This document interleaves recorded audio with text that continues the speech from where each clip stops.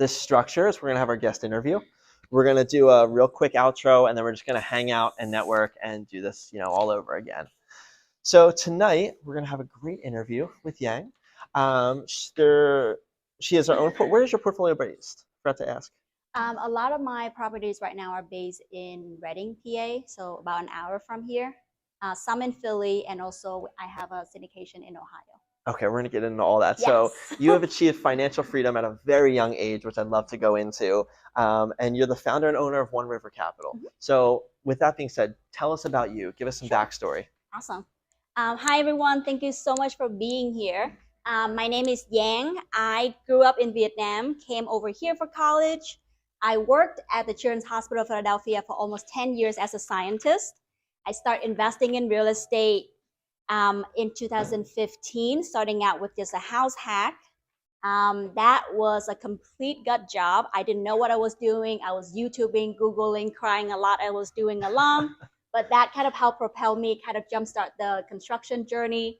From there, I got into multifamily because I wanted the cash flow. I got to learn about how cash flow can help replace your active income and kind of build that financial freedom dream. So I start completely pivot into multifamily, and specifically in 5-unit plus multifamily. Can chat more about why it's my favorite type of asset class. That actually helped replace my income. So then I quit my W-2 2 years ago, actually. 2 years ago. And so now become full-time real estate investor. I do now large multifamily, providing opportunity for people to invest in large multifamily for passive income. I still have my personal portfolio, and I'm still scaling my personal portfolio. Yeah. That's amazing. All right, there's so much to unpack there. So I want to dial all the way back to the beginning. Okay. Why real estate? Like, what was the spark? Where did you learn about this? Oh, yeah. Great question. So I share that I grew up in Vietnam, right? Real estate back home is very different from real estate here. I did not know anything about real estate. I didn't even know mortgage existed. I know you can borrow money to invest in real estate. So a lot of that I had to learn through BiggerPockets. That's where I kind of got jump start with learning more about financial freedom, passive income. So once I graduated from college, I was renting, and there was a foreclosure that popped up about 4 blocks from where I was living at that point. This was in Philly. At that point, the place was $33,000. I had saved up some cash from my W-2. This place was complete gut job, you guys. There was no electricity, no water, no HVAC. In fact, there was a tree that was 2-story tall growing into a foundation wall. So first project out of the gate, and we had makeshift permit. We were pouring foundation. We were pouring the basement through this little chute, through a little small window. A lot of things that I didn't know how to do. And I didn't have a community like this to help support me, to help answer my question. I was looking for contractor through Craigslist. So if you don't know this by now, don't find contractor through Craigslist, and don't go with the lowest bid. Who's still doing it? Who's hiring contractors through Craigslist? Don't do that. But that was how I got kind of jump started. We borrowed that property, refinanced, put a lot of sweat equity into it, refinance, pull that cash out, and then move on to more multifamily project. But that was something I learned a lot from that, right? Is one, I can figure out a lot of different things. We were dumping trash through a U-Haul, which also I don't recommend. But at that point, I didn't know dump truck exists. So we were literally just putting trash in trash bag and putting it in the U-Haul, and then going to the dump to take that trash out. So a lot, when I say sweat equity, a lot of sweat equity went into that place. But I learned I can figure out a lot of them things. I learned that things are a lot easier when you have a community like this to support you, to tell you that don't find contractor through Craigslist, things like that. But that definitely also helped me learn a lot about construction, and that helped propel a lot of different projects down the road. That's amazing. It's funny because I can relate to that. When I did my first project, I didn't have anybody around me that did construction. So I'd like go to Home Depot and I'd like ask the guys there, like, how do you do this? And they're like, they're useless. Like if anyone goes to Home Depot, they're not helpful. And everyone was like, just ask the Home Depot guys. So yeah, I get it. So there's a lot of challenges there, and I want to dive into those. But going through that first project, which is a full gut, that is so mentally taxing. And so how did you not like cave in that? Like what kept you going and like how did you use that to propel you? Yeah, great question. At that point, I didn't know anything. Because I didn't know anything, I wasn't scared of anything, right? Because how do you scare? Because I don't know how hard it was gonna be until I got there. So at that point, I think because we were first property, I was just grateful to have a property, to be able to work on a property. And so at that point, what I thought was helpful, and I still find it helpful today, was instead of getting to an paralysis analysis, right? Mm-hmm. It was just like, okay, we need to take this trash out. Google, how do I get the trash out? How do I save money doing it, right? At that point, we found that some people actually need clean fill to level up their yard. So instead of actually paying to dump the clean fill, we can actually bring it to some people who actually need the clean fill. So that's how we kind of save on cost. But at that point, because I didn't know anything, I just run into an issue, Google, cry, figure it out, but then move on to the next one, right? So that actually helped me grow really quickly. Wow. Because instead of having to like, oh, I don't know how to do this, I just Google how to do it and learn how to do that.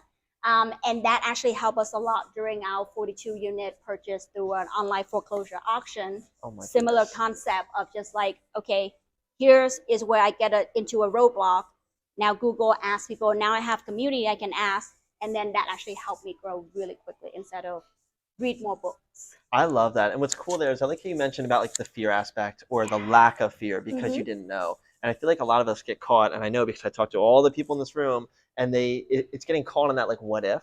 So if you can just block that fear out and just go, I'm just going to figure this out, you do every single time. And so it's like, just get rid of that. Yeah. And I also want to share one quickly. I think the reason why, even though the project turned out successful, right? Because the fundamentals was there. So even though at that point, I didn't actually really know how to run numbers, right? I didn't know how to do a BRRRR. I didn't know what rate, whose lender to talk to, all this stuff, right? But at that point, I was living 4 blocks from where I was living. I knew the area. It was opposite from a school. It was in a growing area. So all of those fundamental, the location, the hard thing to change was there. And that's why I think even when we don't know enough to like start a project, right? If you just make sure the fundamentals are there, the projects will be successful. That's so good. That's absolutely so good. So you talked about some of the challenges with that. Yeah. Tell me about, as you progress through your career, some of these newer properties and some of the bigger projects, what were some other challenges kind of building the portfolio? So whether you're starting out or whether you're scaling, right? I think there's always this like triangle that you're trying to solve, and it's always deals, money, and people. So if you imagine this triangle, you're always troubleshooting one of these points in order to start or to scale. So for me, right, it's always just figuring out like, okay, I have project, now how do I find money, right? And it's either you go find your own money or you find people who know how to find money, right? Same thing with contractors or property management company, right? Either you go do it yourself or find people who can be a part of your team and do that. So I think constantly as I'm scaling, it's just troubleshooting some of these things. For me, I specifically wanted to find property with cash flow because I wanted to replace my income. And so that wise led me to the multifamily, specifically the 5+ size, because that really helped me with the cash flow and BRRRR well. I love that. So let's dig into that. For people here that are just starting out, they might go, why do you keep saying 5+? Yeah. And you mentioned earlier that that's your favorite, that's why you like running. And I'm similar, but I want to hear from you. So what's the difference? Yeah, great question. So if you're investing in multifamily, you have 2 to 4, which is often considered a residential multifamily. In a 2 to 4 unit size, the value of your property kind of depends on how the guy or the gal down the street sell their property, right? It depends on the comparable on the market. When you get to 5 and above, it's considered commercial multifamily, and the value is determined by the income or the net operating income. So when the value is determined by the income, you have so much more control over it. I was running into issue with doing 2 to 4 is that not a lot of people actually fix up 2 to 4 unit nicely and then go and sell it. So it was so hard to find comp to be able to do a cash out refi and be able to get my cash back. Now, when you go to 5+, you have so much more control over it because if you increase income or decrease expense, you increase the NOI, and that will help you increase the value. So I find that's the sweet spot. If you don't be scared of it, I think that's a sweet spot because a lot of people who starting out they kind of avoid the 5+ unit, and a lot of large investors also don't touch the 5+ unit because it's too small. So I find it's kind of the sweet spot to play in. You can control the value if you renovate the units, put in new tenants, increase the rent, and now you can actually increase the value of the building that way. So I find it's more running like running a business versus be able to, depending on how the market is operating, so to speak. I love that. And I think a lot of this caters towards like what's your inherent personality type. Like some people are excellent at flipping and that's what they should do. And it Yeah. kind of is more, I won't say art based, but there's like a different style running it. And then when you kind of go into like the commercial or the profitability side, it's like running a business. It's very numbers based. So I think it's important to Yeah. kind of evaluate what do you like and what are you good at and cater towards that.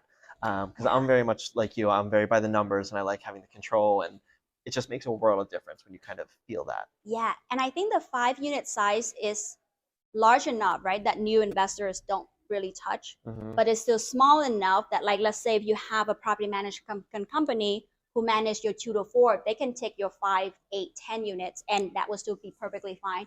When it get larger to the 40, 50, 60 units, there's a bit more nonsense to the managing side of things, but I think that's like a really good place to play in. I love that. So throughout your whole journey so far, Yeah.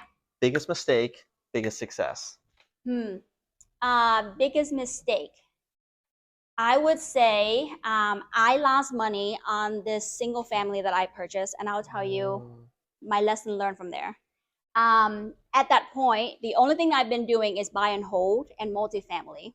There's a single family that popped up, and it was 26,000. So in my head, I'm like 26,000. How can you lose, right? Like you're just gonna buy something for 26,000. Like that sounds like a great deal. Well, this property is half of it is actually completely gone. So now instead of just being a renovation, it's a half new build. And then now because and Philly is a little funky, but because the windows is most of the windows are already gone, in order to put a new window is now considered going to a new build, and now I have to actually follow the rule of the new build. So that was not a good idea to buy, even though it was a cheap property, right? So a couple of things I learned from there. One, just because it's cheap doesn't mean it's a good deal. Two, I learned to, what you said, right? Stay in my lane and learn about what I would be good at, right? I was not good at construction, specifically new build. I was good at complete rehab, but not new build. I was actually not good at flipping because I've never flipped before. So the ARV is for the BRRRR is very different because you can, for BRRRR, right, you just refi. So the ARV the comp get pulled from just based on like mileage, like right just within the 0.5 mile. When you actually flip, it's kind of more into the homeowner preference of the block. So now, yes, even though there's comp supporting it, if that block is not good, the homeowner is not going to pay that price. So that is something I also learning is one, stay in my lane and specifically, what I was good at. So I lost money in that deal, learned those 2 lessons there. And then I kind of, pivot from there. So I would say that would be like one of the biggest lesson learned. I would say a biggest win that we got. We closed on a 42 unit through an online foreclosure auction in Reading about 2 years ago. And I was really proud of that deal. One, it was an online foreclosure auction, which I've never done before. Yeah, wait, all right, just go into that. We got to tap into it. So tell us about that whole process. Oh, it's not for the fan of heart. So this was through Crexy. You can see like there's rebuildings that bank or take back, and they will put in Crexy or 10X for an online foreclosure auction. Same thing as 10X then? Yeah, okay. Yeah. So typically the requirement to participate in this online foreclosure auction is that you have to show that you have cash in the bank. Because instead of, like syndication, sometimes you would have 65, 70 something days to close. For these online foreclosure auction, you have to close in 35 days. There is no true due diligence period when you can go take a look at the property and maybe back out, negotiate. Within 24 hours of winning the bid, you have to put 10% of money down, and it went hard day one, meaning it's non-refundable day one. So the bidding or process online is so very different. It's like one click and suddenly the price went up 200K, another click and the price just keep going up. And then there's a clock counting down. Just imagine if you do any auction, but now you got it for a building and you're like, emotion run high and you don't want to overbid. There's like a lot of things. It's like eBay on steroids. Yeah. Yeah. When we purchased this, our private manager actually put that website on their TV and we were all watching it like sport. Oh my gosh. We're all like, is that you? Is that me? Like, who is that? So it's very emotionally, I gotta say there's an emotional high to it, but it's so very scary, right? Yep. So whenever you participate in an auction, you have to, one, underwrite very carefully, underwrite with a lot of room for error. But what I did is I kind of set like a soft limit and I set like a hard limit. Like, you know that once you get to that price is not going further. Because like I said, the emotion can run high and before you know it, you might be overbidding yourself. And before you bid, you have to put money down and that money is non-refundable if you end up winning the bid and you don't go through with it. So there's a lot of potential benefit, right? So we purchased this property for $2.7 million, and out of the gate, it was appraised for 3.9 as is. Wow. So we went in with 1.2 million, and we just appraised it again less than 2 years later, and it was 7.4. Oh my God. So it was a slam dunk deal. A lot of work went into that place.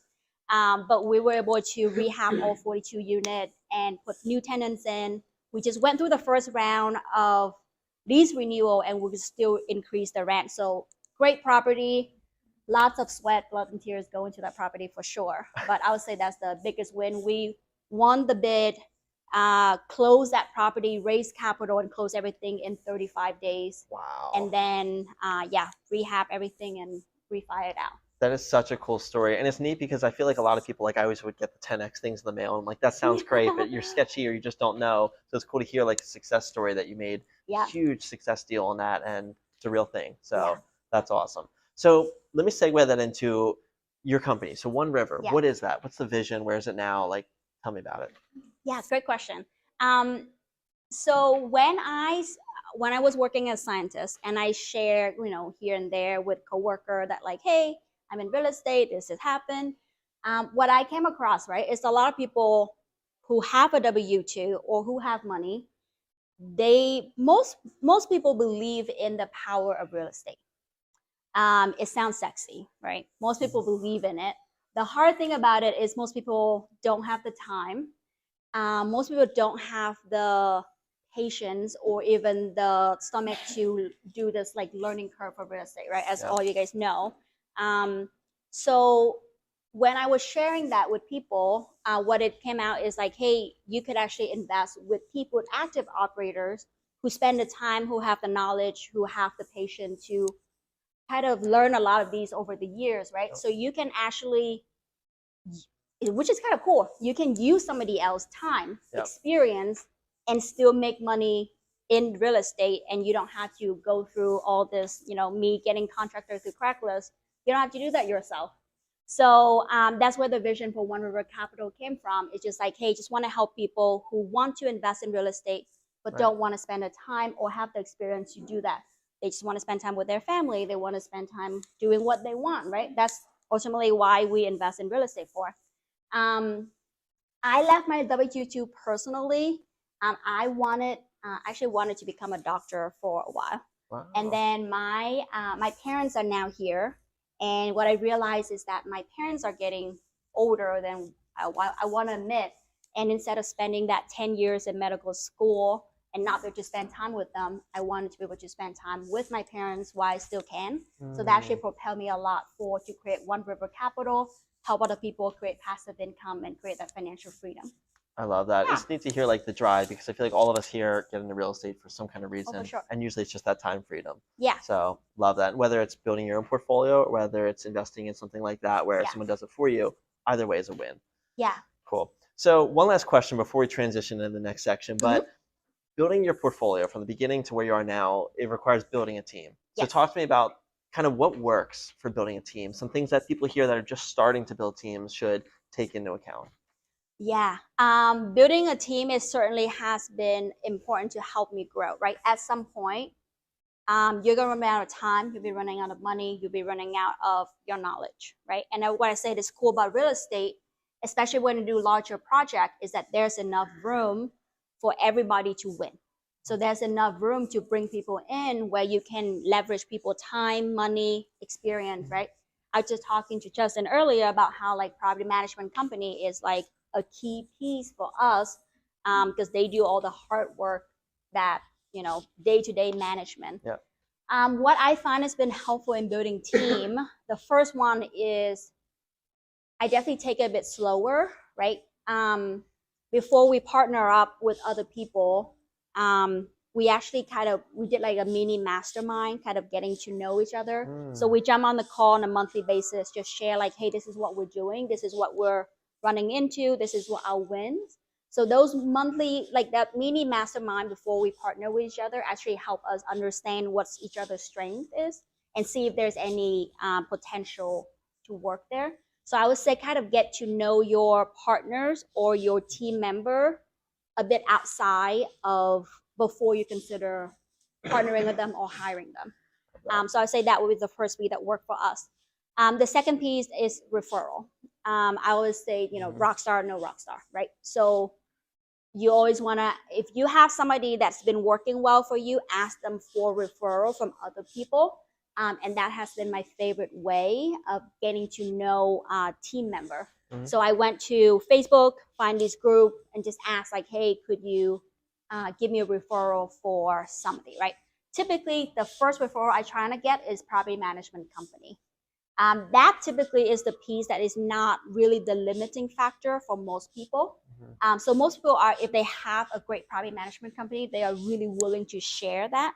And then your property management company will be your kind of that person that can give you contractor, give you realtor, give you lenders. A lot of those can come from your PM. And that's exactly what I did when I was in Reading. I asked investors for PM, and then from the PM, I asked for lenders, contractors, and all other pieces. I love that. So I lied. I have one more question for you. So you're in several different markets. How do you manage different markets? And I know it's a loaded question, but how do you pick them? Kind of just talk to me about faraway markets and managing all that. Yeah, great question. I am in different market, and I actually found it easier to invest further away than to invest locally. When I first started invest locally, because it's right there, even though I don't have a car, I'm gonna try to go out and like look at the property, check on contractor, be in the way. Not really helpful. When I learned to invest further away, right? And when I start investing in Reading, like I said, I don't have a car. So I can't really go out there and look at the property before we purchase it. But what was helpful is to have a good property management company in place so that they actually walk the property, they give me the number, they give me videos, and here I'm just running numbers, talking to lenders, and kind of manage it from afar. So it was a lot easier for me to scale. So I personally like invest further away when you have a good team in place. In order how I pick the market, I think different markets serve different purpose. Reading for me is a good cash flow market. It's much higher cap rate than Allentown and Philly. So for me, that is a good cash flow market. I also invest in Ohio and Texas. Those are kind of a mix of both cash flow and appreciation. Similarly, once you have a good team in place, I try to find market that I can fly out there and fly back directly. So I don't really invest kind of like too much on the West Coast because it's really hard for me to fly out to. But like Houston, Texas, or Cincinnati, Ohio is where I'm currently investing. And like I can get to Cincinnati in like an hour and 15 minutes. So I actually just came back from an asset management trip and it was like less than 24 hours. That's awesome. It's just like fly there, direct flight, easy peasy flight, do what I need to do, and then fly back the next day. So love that. I love those. We did that a lot with when I look at properties in North and South Carolina. Same thing. You Mm, fly out, you go tour it, you fly back the same day, and it's weird because the next day you wake up and you're like, I was in 3 different states yesterday, and I'm right? same bed. Yeah. Strange.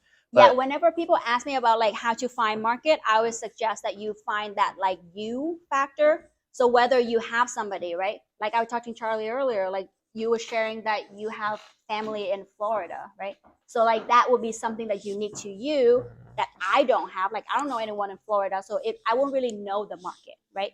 So find that you factor, whatever the advantage you have in this market, whether like, hey, not a lot of people can actually fly to Cincinnati, Ohio, maybe from West Coast directly. So find that whatever it is unique to you, whether it's people you know, whether you have easy access to, find that unique factor for you because that would be your strong spot to get a good market. love that. Love it. So, all right, let's transition to our last Okay. section. It's going to be a little more quick pace. So I have Okay. 5 questions for you, the fast 5 we ask to every person. Okay. What separates top performing investors from everybody else? What separates top performing investor from everybody else? Mm-hmm. I would say, can I pick a few things or is Sure. this one thing? No, Okay. whatever you want. Okay. I would say problem solving skill, Mm-hmm. creativity, Okay. and discipline. If you had to pick one. If I have to pick one, I would say creativity. Okay. All right. Yeah. What's a daily habit that contributes to your success? It was a daily habit that contribute to my success. I would say affirmation. Mm.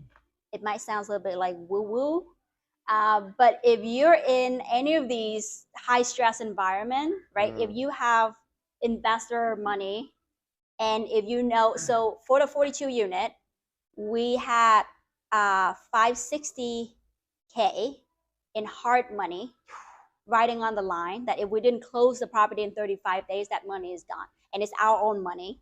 When you have in that situation, the affirmation is what really helpful for me to just kind of get by, focus on winning this next 15 minutes and just keep doing that next action and keep it going. So I find it helpful for me to kind of get through the anxiety with, money and all this jazz. So yeah. So good. I do the same thing. It's so good. Yeah. All right. What is a piece of advice that you'd give to yourself if you started again? If I started again, the advice I would give myself is to maybe leverage more partners quicker. When I had the first single family, right, it was all my cash, and I sunk all of that cash into that one property. Instead of being able to leverage like a hard money lender partner to use that cash to go into multiple property. Right. So I would consider kind of leveraging more other people time, money to grow. Love that. Mhm. What is your favorite real estate or business book? Favorite real estate or business book? Recently, I really love Who Not How. Who's read Who Not How? Gosh, we gotta have Love more that hands book. up. Yes, love Who Not How. 10x is easier than 2x, also the other book. So good. So those two has been really pivotal, I guess, in helping me grow. Love that. Dan Sullivan, if you guys haven't read that, Oh. Dan Sullivan, Who Not How, and 10x is easier than 2x Yeah. are like mandatory reads. So Yeah. just read them. All right, last question. Your favorite part of real estate investing? My favorite part of real estate investing, I honestly love the people.